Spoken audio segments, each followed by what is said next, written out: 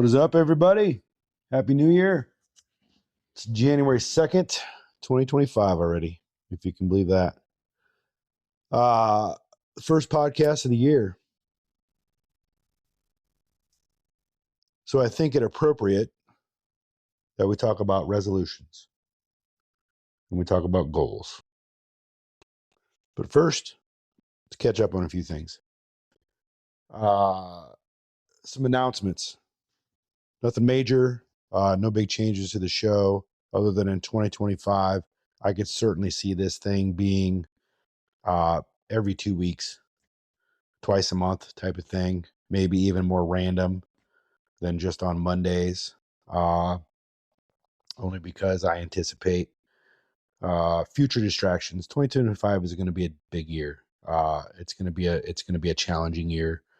I'm not setting myself up for failure or pessimism. I'm just being honest. Like we're going to have some things happen this year that are firsts for me. One of those being my oldest daughter is going to go to college. So she has picked Southwest Minnesota State.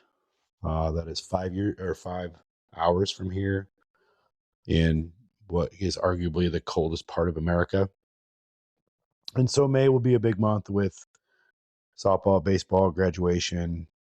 And then obviously July and August will be big months when we prepare for the voyage up to Marshall, Minnesota. So there'll be some other anticipated things that happen this year.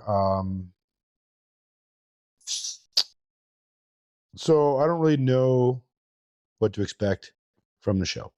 But I do know that as of right now, I've got some things in the works. One being my sit down with Pastor Jeremy Johnson, which I can't wait for. I think that'll be great. Expect that to be longer than an hour, I think, just because once we get into the weeds on Christianity and death and dying and finding our way and that kind of stuff, I think it'll just take longer than an hour. My wife of 19 years the other night asked when she could be on the show, because apparently she's got some shit to say. And I can only anticipate that to be a good time.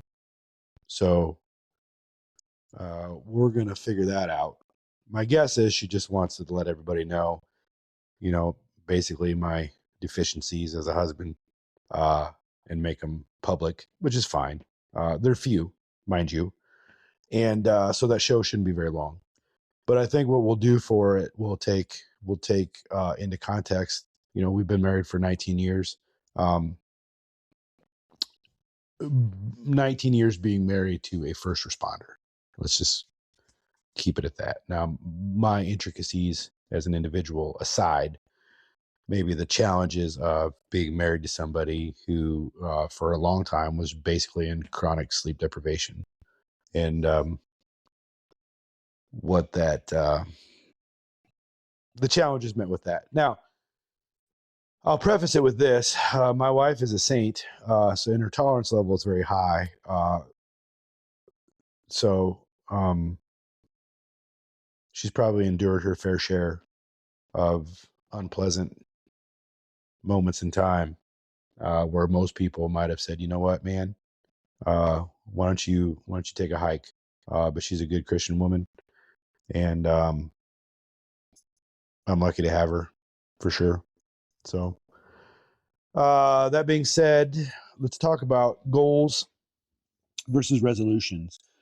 And the reason why this show popped off, I think, was because yesterday I went to work on January 1st. And I was met at shift change, reasonably so, with, "Hey, man, Happy New Year. What's your resolution?" And I immediately kind of got almost like put off because I'm not a fan of resolutions. I just don't think resolutions are robust enough to hold any weight throughout the year. Now, I understand that is an individual perspective, okay? And I believe that probably in context, resolutions have their place for certain people. So maybe we should talk about how resolution started. Goes back to the ancient Babylonians. Okay, they celebrate the start of the year. It's a big party. They promise to the gods to pay off their debts and return farm equipment. And it was basically wiping the slate clean, which is what we do on January 1st. We say on January 27th, I'm going to continue to do the shit that I don't really care to do.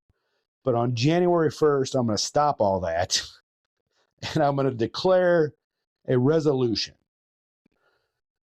The concept in itself just drives me nuts, because if it was important enough for you to stop on January 1st, or maybe not even stop, if it was, let's say, if it was important enough for you to subtract something from your life on January 20, or on December 27th, or even add something like I'm going to start doing something on January 1st, if it was important enough to do it on that day, it should have been important enough to do it on December 27th. Why do we have to wait until a certain date? Now, that being said, I particularly can't really start a workout until I hear the timer go 3, 2, 1, go.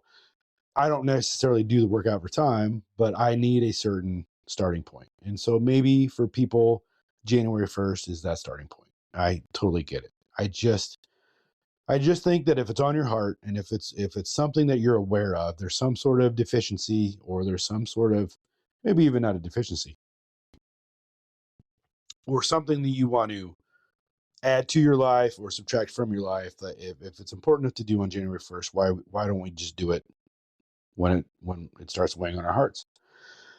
So later on, the Romans picked up the tradition, and they made promises to, I think, a god named Janus, which is, I guess, what January is named after. And so that god was known for looking both forwards and backwards. So what do we do in January? We reflect back on the previous year, which I've done a lot of in increments. We had that conversation at Shift Change yesterday too, but I think the reflection part of it is so big that you can't do it like in one sitting, right? Like, I just don't think we can take a moment in time, let's say January 1st, and just sit and reflect on a whole year of good and bad, which, a unique twist on this from one of my coworkers was they write down things throughout the year that are good. And so that makes sure they don't forget about those things. So how many times did we look back and we say, well, July sucked because XYZ, and September sucked because XYZ, and we forget about, but April was good because of, pick your reason. And we do that constantly. Focus on the negative, forget about the positive. And I think it's a genius idea. So if you're a note taker throughout the year, I am not. But maybe that's a goal for 2025, or maybe that's an air quote a resolution. I don't know. We're going to talk about the difference between resolutions and goals, or at least my opinion on what the difference is, and why I prefer goals over resolutions. So not only does the god Janus or Janus look back on the past year, they look forward to the new one. And so what does looking forward to a new year or a new day give us? Well, it gives us optimism. What does optimism give us? A dopamine hit. What does the dopamine hit do? It makes us feel good in the moment. So we're going to say in 2025, I'm going to be the best me. Okay, cool. I hope it is. But what does the best me mean? Well, by saying out loud, I'm going to be the best me, it makes me feel good about myself for a second and say, well, I'm not necessarily, I have room for improvement, right? I'm wanting. That's in the Bible. One of my favorite verses is I've been weighed and measured and been found wanting, which means I've been judged and found deficient in certain things, which I have. But without reasonable action, it's basically lost. So that feeling I get when I say, okay, when I wake up on January 1st, when that sun hits my eyes, I am new year, new me right now. And it makes you feel good on January 31st. But as the year progresses, and maybe even the week progresses, I think we lose steam, or a lot of people lose steam. And the thought of the new year, new me comes with a little bit of work, maybe the momentum stops and we just can't get going again. So then you would have to look back and say, well, was this important enough? Was this an important enough declaration for me to enact change? Um, and I think it's reasonable to have that discussion. Um, I think the difference between goals and resolutions are goals are more specific about what you want, right? Like I'm going to run a 5K in under 25 minutes. And I think we use fitness a lot as the low-hanging fruit example because it's a physical task that is measurable, that you can say you can do in a certain amount of time. So uh, we have this discussion too when people say do hard shit, like you should do hard things. Okay, well, most people associate doing hard things with I'm going to walk up to a black bear and smack it in the face. Okay, that's not true. Like they assume hard things are physical tasks. Well, maybe hard for you, and I know hard for me, is being in a room full of people and making small talk at an event that's for charity. That to me is very difficult. The physical, getting in a cold tub or going on a ruck or getting up at 5 a.m. to, traverse the turkey woods or something, or to drag a deer out, half a mile or uphill. Those things are easy to me. Those are difficult things, but they're easy for me to do. Difficult things are different for different people. Maybe it's sitting down and reading a book cover to cover in a certain amount of time. That's hard for you because you're a very distracted person. I don't know what the thing is, but typically we define goals as difficult things over a period of time that are achievable, that have a measured outcome. Okay. Resolutions are more like general intentions. Okay. I generally want to run more. The goal may be I want to run a 5K in under 25 minutes. The resolution for the new year is I'm going to run more. Okay. Well, what does run more mean? How much do you run now? If you run 0 now, then more is going out the first week for a run. Check. My resolution is complete. I've already ran more in 2025 than I did in 2024. Okay. Does that mean you're done with the resolution? I don't know.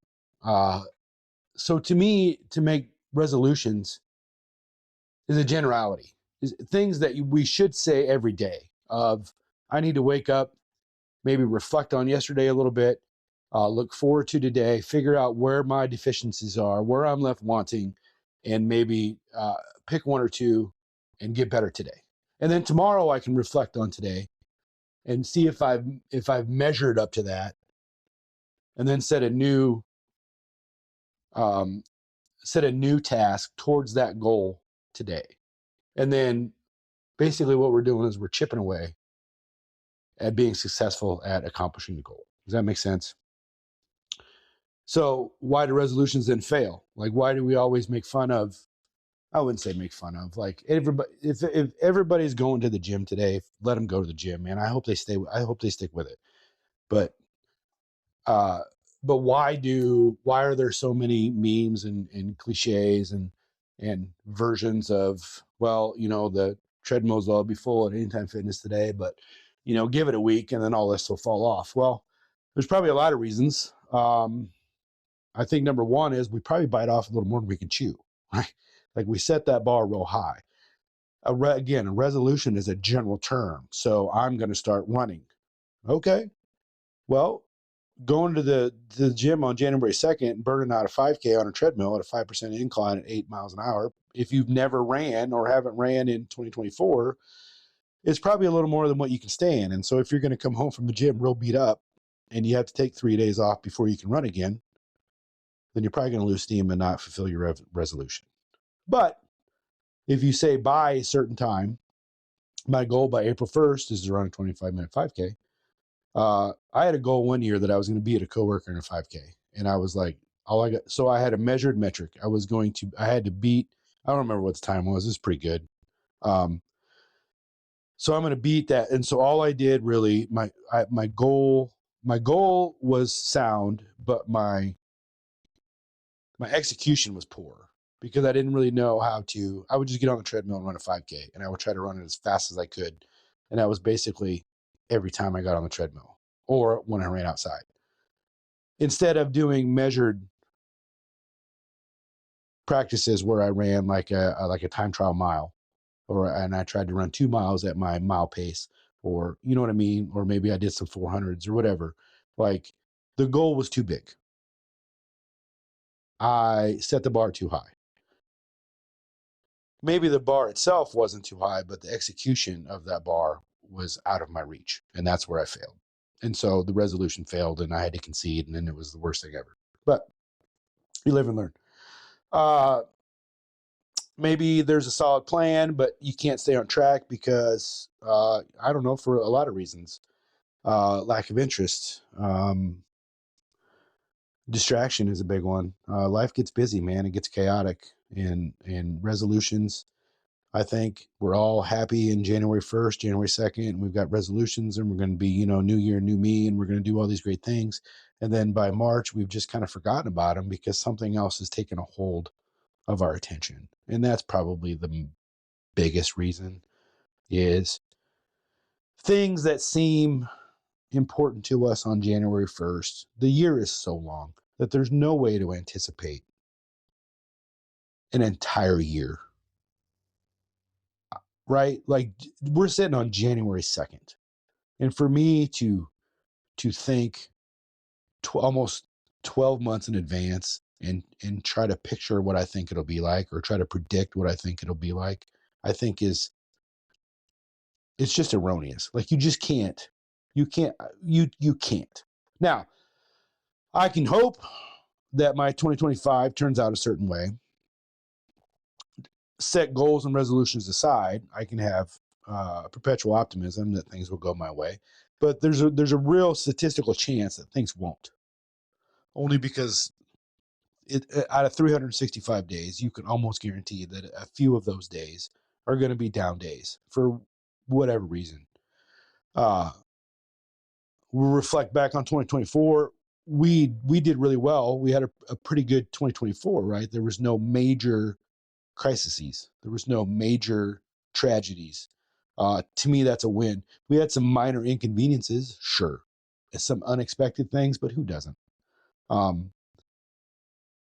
So to discount a whole entire year over some minor inconveniences. Now, for other people, 2024 was terrible. 2024 was shit. 2024 was awful. And 2025 may not pose much of a improvement on that. But I hope those people find peace somehow and find some way to turn it around. So I don't know, I guess, what the answer is when it comes to, do you make a resolution or do you set goals?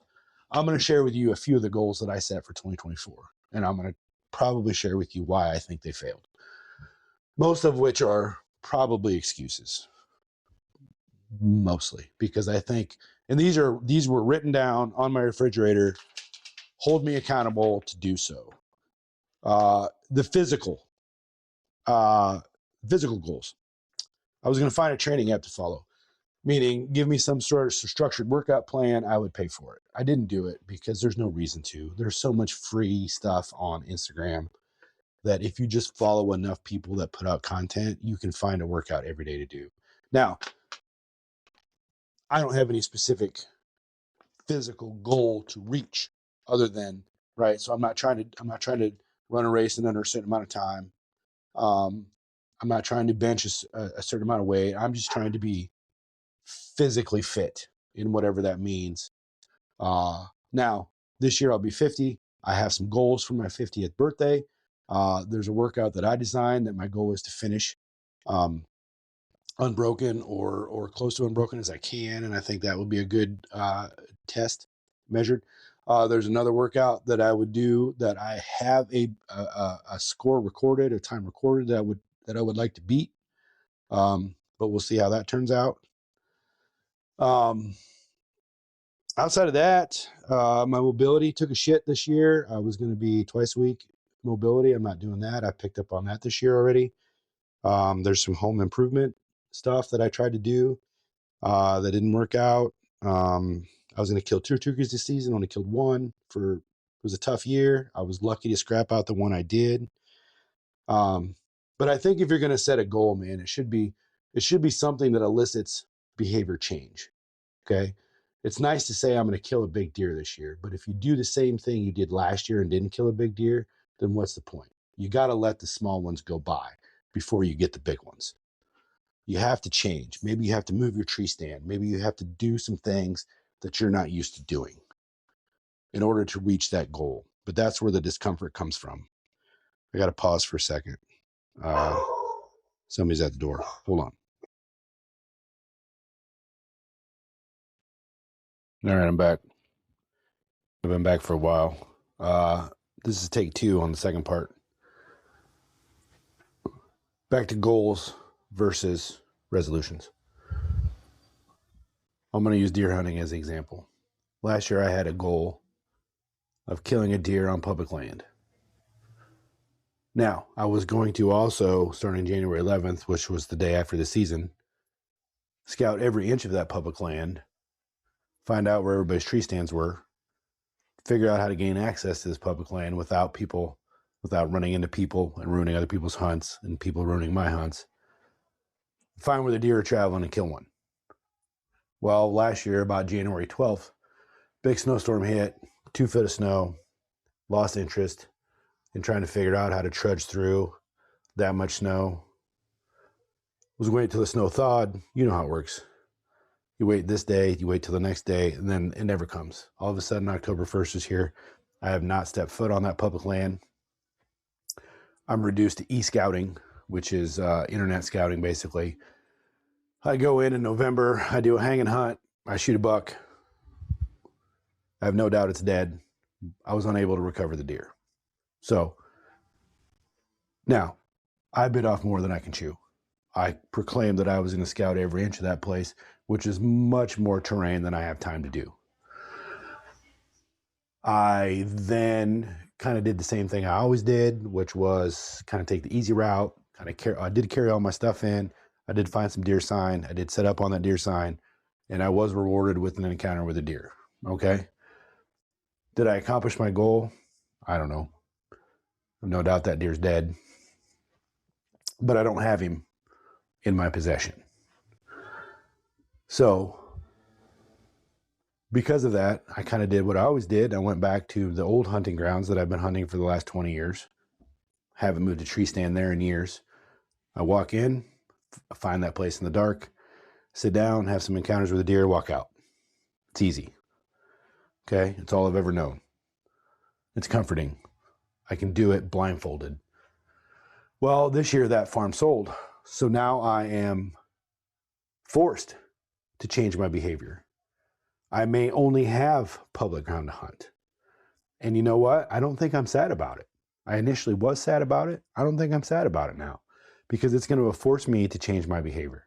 Now I have to go into that public land and scout. I have to put boots on the ground. I have to sit in glass. I have to do the things that I'm supposed to do in order to be successful because I don't have my old farm to fall back on where I can just go in anytime, sit in a tree stand, probably have an encounter with a deer and come home. It's forcing my hand. And I think that's a good thing. Now, unless anybody listening has got 20 to 100 acres of deer hunting ground that you need some help controlling the deer population on, I'd be happy to oblige. Go ahead and DM me. But outside of that, like this is a goal that's it's not a hope. Okay. It's a goal that I'm going to have to change my behavior. I can sit here and go, man, I hope I kill a deer this year. Or I can set my sights on killing a certain kind of deer on a certain type of land during a certain time frame. Now, in order to do that, I'm going to have to do things that I'm not accustomed to doing. I'm going to have to compete with other people. I'm going to have to compete with terrain I don't really know anything about. The deer, I don't know what the deer herd is like on that place. I don't know how much hunting pressure there is. But it's going to force my hand. I don't think a lot of resolutions force our hands. I don't think a general proclamation of this year, I'm going to do XYZ forces our hand. And I think sometimes we need that. We need something maybe we need to just quit our jobs in order for us to force us to go somewhere where we're truly going to be happy. Because if you're always falling back on the comfort of where you're at, there's no reason to leave. There's no reason to challenge yourself. There's no reason to, right? There's no reason to be uncomfortable when really what you want to do is accomplish something that you're scared to accomplish. Think that makes sense? I'm kind of doing this in a little bit of a hurry because I got to be somewhere, but I wanted to get this in. I'm going to try to merge this episode or this section and the first section together, but I don't really know how to do that. I know I've done it before, but the format's changed. But anyway, so that's my spiel. That's my opinion on the difference between resolutions and goals. I think setting goals is more concrete. Setting goals gives you a direction. Resolutions are great. At face value, maybe they're proclamations of the direction you want to go, but I don't know that resolutions really hold any weight or any accountability.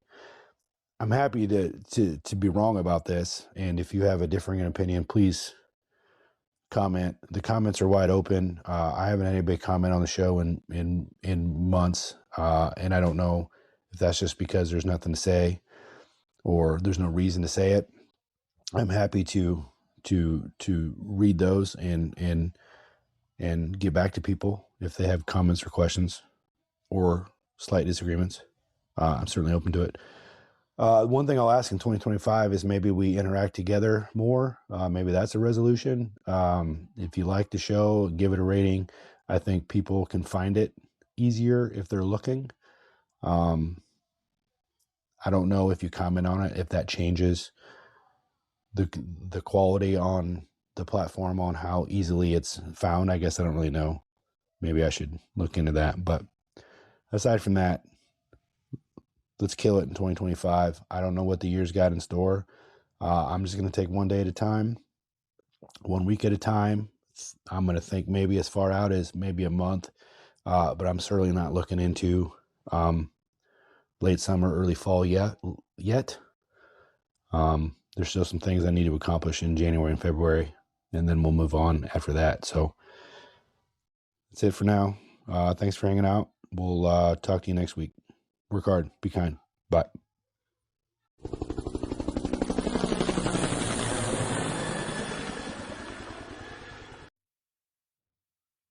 Hey guys, thanks again for listening to another episode of the Shift Change Podcast. I need to ask if you would leave a rating. I think that it helps people who are new to the podcast find it quicker. It doesn't do me any good, but it does help other people that are looking for the Shift Change Podcast on Spotify or Apple. It just comes up quicker the more ratings that you give it. Whether you give it a 2 or a 5, it doesn't make a difference. It just helps other people. If you need to get a hold of me, contact me via my email, the show email, which is talkshiftchange@gmail.com. Or you can message me on Instagram at talk.shiftchange. At talk.shiftchange on Instagram. As always, thanks for listening.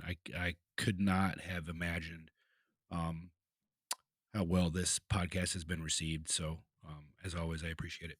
Work hard, be kind.